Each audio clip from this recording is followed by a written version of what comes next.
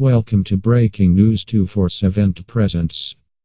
When it comes to hypocrisy, liberals have that talent in the bag. Whatever they are currently pointing their finger accusing conservatives of doing, chances are they are actively engaging in the very same activity. Over the past week, the big Trump scandal is that the president called several African countries the Shthole even though proof exists that Trump never even made the statement.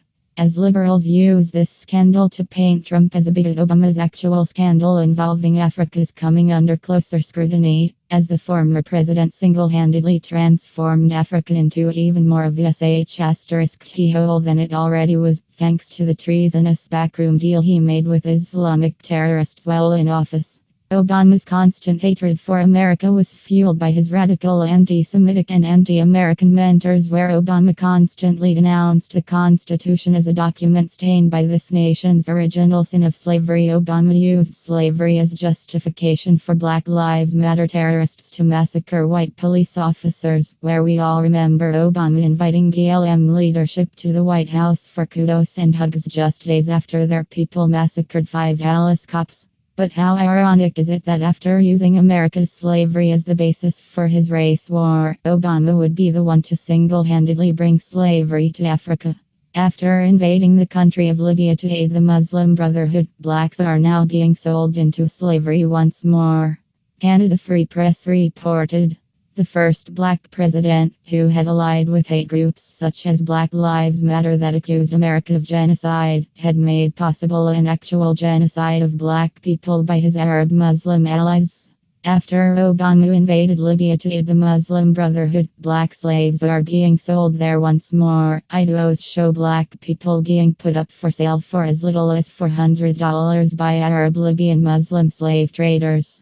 The black men being sold as slaves are described as big strong boys for farm work. Obama's Arab Spring encouraged Islamist movements in their bid for power, whether they used ballots or bullets. The resulting devastation in the Middle East, with its death toll in the hundreds of thousands and the rise of ISIS, has captured the world's attention. But the Islamist wave spread chaos and terror through Africa. Egypt and Tunisia fell into the hands of Islamist killers who brutalized their own people even as the media cheered these democratic revolutions.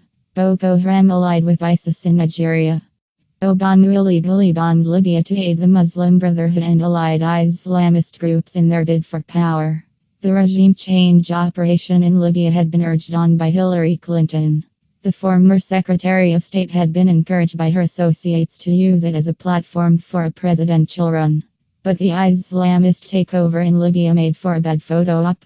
Our attempts to address the flow of Qatari weapons into the hands of terrorists after Obama gave a pass to their weapons smuggling scheme during the Civil War led to the Benghazi massacre and the blackest stain on Hillary's record.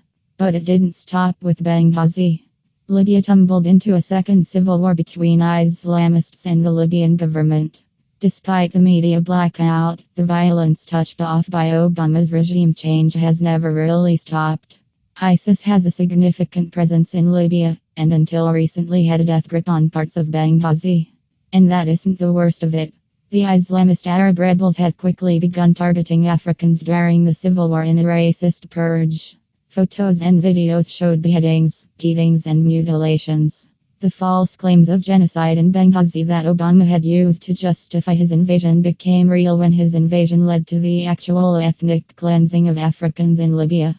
So the real scandal here shouldn't be Trump calling Africa Shthole, but how Obama literally brought slavery back to Africa, where men are now being sodomized, chained with barbed wire, and forced to eat out of dog dishes. According to Shthole, thousands of stories have emerged about Muslims in Libya kidnapping black African people and selling them into slavery.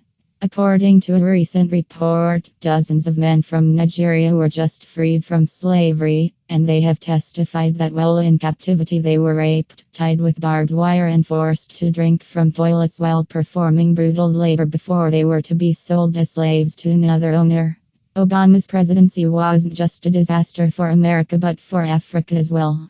As liberals use Trump's Shthole comment to paint him as a bigot, let's remind everyone of the disgusting thing that Barack Obama did to the people of Africa, where slavery is now making its ugly comeback thanks to the backroom deals he made to get the Muslim Brotherhood back into power.